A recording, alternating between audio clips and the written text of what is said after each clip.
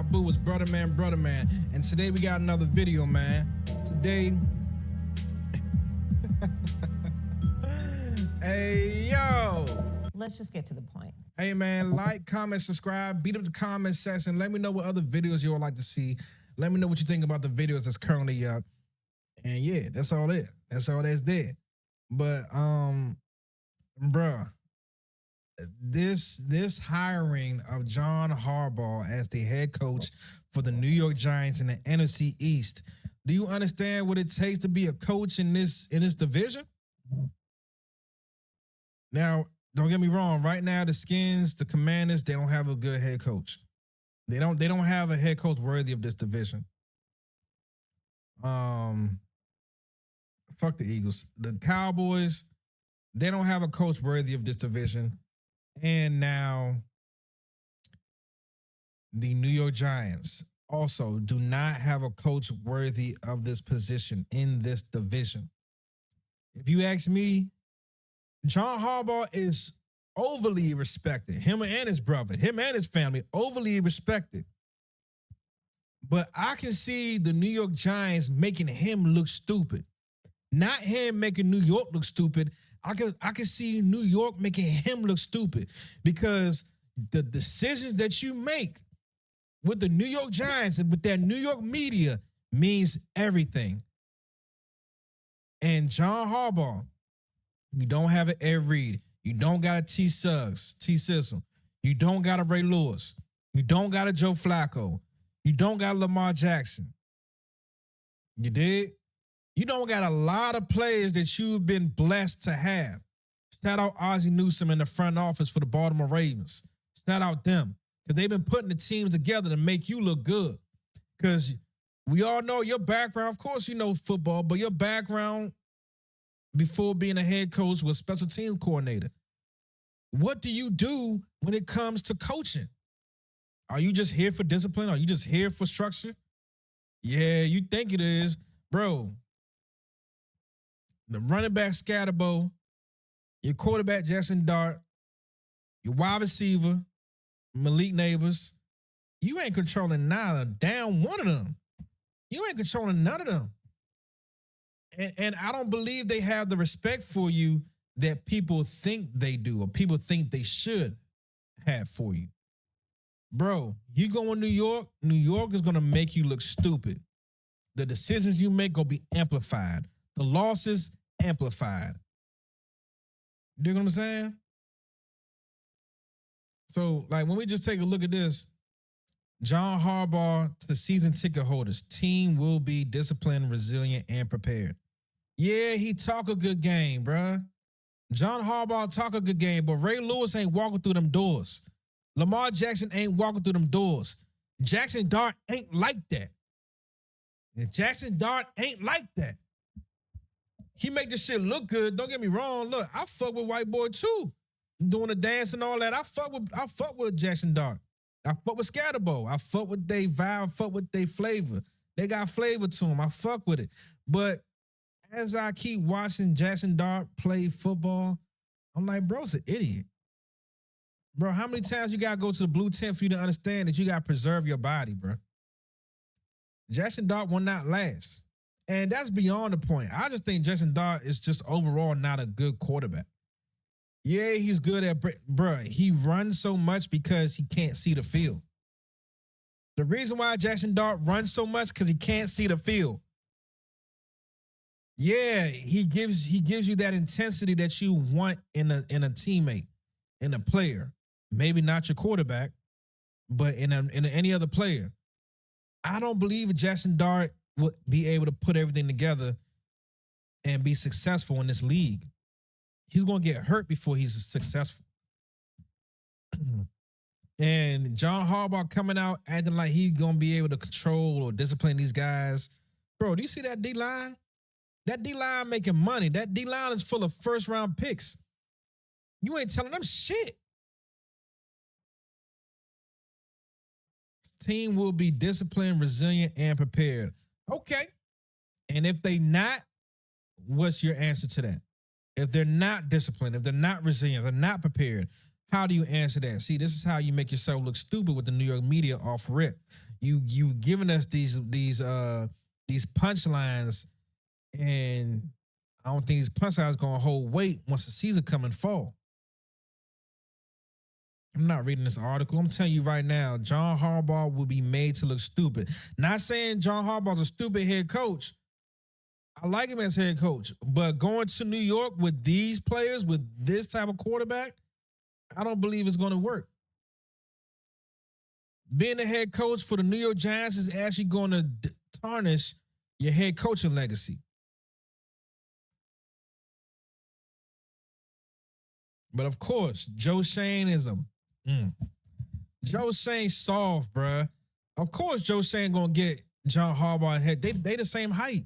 They look alike. Why wouldn't Joe Shane go for a guy like this? Why wouldn't Joe Shane go for a guy that he believes he wouldn't have to manage? Why wouldn't Joe Shane go for a guy that he believes he could just get the keys to and go about his business? Nah, Joe Shane, you gonna have to put in work still, bruh. Like, Joe Shane think he could just make this one move and that's it. Joe Shane looking real sleek right now, looking real smooth right now, up until y'all start losing. Then where does Harbaugh's message go? Harbaugh in losing seasons don't work.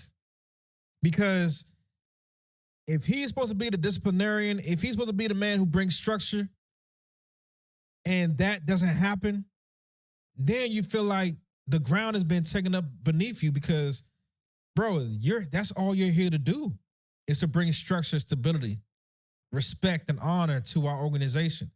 If that doesn't even happen in the first couple months, bro, you liable to get fired. I mean, I don't think they're gonna fire you first season, but it's gonna be bad. Like in New York, when it gets bad, especially for a guy who got the charisma, a guy who's a talker. Because when your words not matching up, you just look stupid at the end of the day. And again, I don't believe John Harbaugh's a stupid coach. I believe he's going to be put in a stupid situation by a stupid GM and Joe Shane, by a stupid quarterback in Jackson Dart, by a defensive line that's getting paid millions and millions of dollars.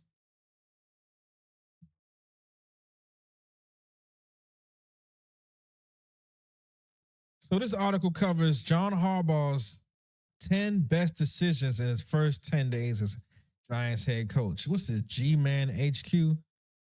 Yeah, they on dick for real. They on dick for real. Saying, how the fuck you make 10 great decisions in your first 10 days? Let's see what they got to say. All right, number 10, buying what the Giants are selling. This might feel like a cop-out, but it's actually one of the most important decisions he's made. Had Harbaugh not bought into what Joe Shane was selling, this thing would have been over a long time ago. Fortunately, Jackson Dart and Co. were enough to nudge the 63-year-old into the right decision, into the wrong decision. How you look at Jackson Dart and think he has a future? I don't know how you look at him and think he has a future. Signing DeMarvin Leal to a futures contract. This is kind of here by default, but it's a decision Harbaugh made, no less. While free agency won't start for another couple of weeks, teams can still sign players from other teams' practice squad to futures contract. Harbaugh saw value in the 2022 third-round pick, DeMarvin Leal, who now has an entire offseason to convince the new head coach to keep him on the roster, on the 53-man roster. Number 8, planting the OC seed with Todd Monken. No, he hasn't officially signed anything yet, but just the fact that Harbaugh all but told Monken the open offensive coordinator job is his if he wants it is good enough for a spot on this list. Think of this as mind games. Monken is the perfect option for the Giants' vacancy. How and why?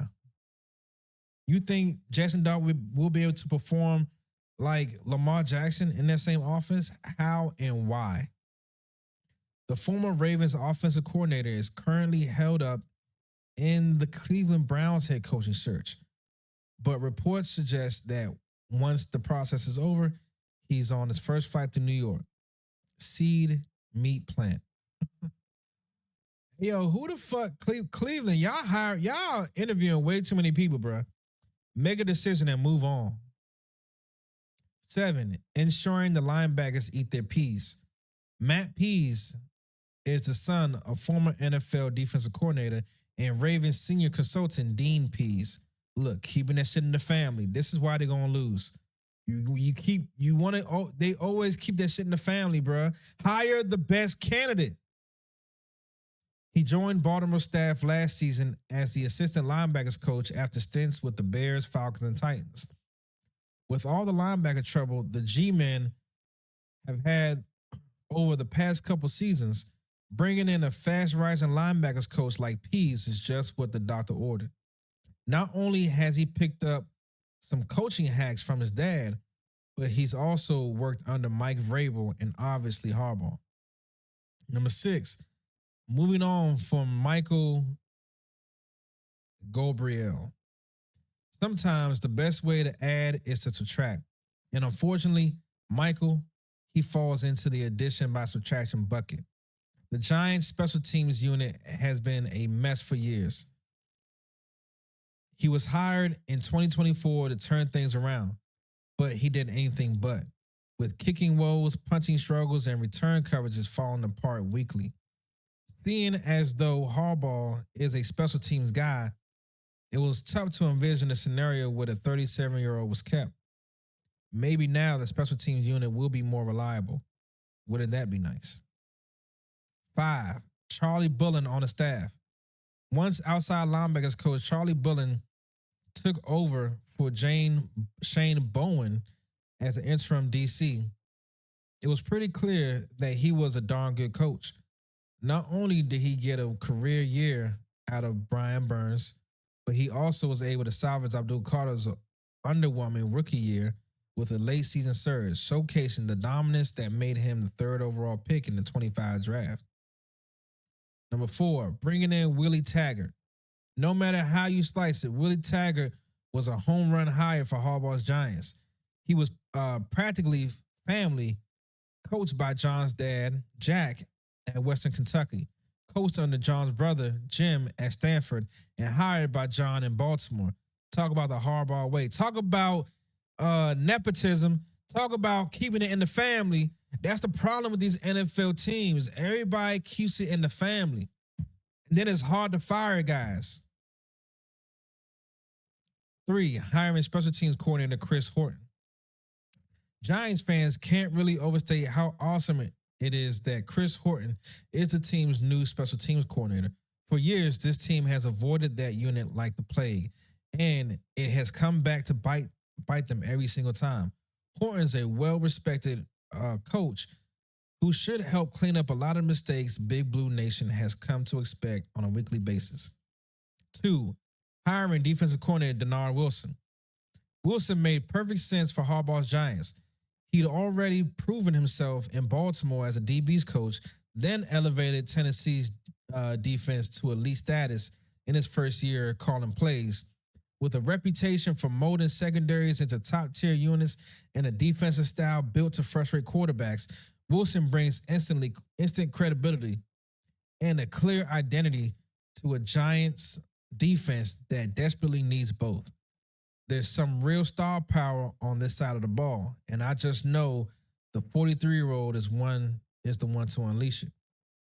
And number 1, according to G-Man's headquarters, number 1 decision made within the first 10 days for John Harbaugh was getting final say over roster construction and staff decisions. This is number 1 for a very specific reason. Without Harbaugh demanding final say over team decisions, there's a strong chance that a lot of these other great decisions don't happen. Free agency hasn't even begun yet, but excitement is at an all-time high. That's all you got, G-Man? We're going to see y'all this year, man. We're going to see y'all this year. Let's just get to the point. All right, let's get to it. All right, man, with that being said, like I said before, it's that man Abu, it's brother man. Thank you for watching this video. Do me a favor, like, comment, subscribe, and beat up the comment section down below, man. Let us know what other videos you want us to see. Let us know what other storylines that we need to react to. It's that man, Abu, and we go. Let's just get to the point. Now let's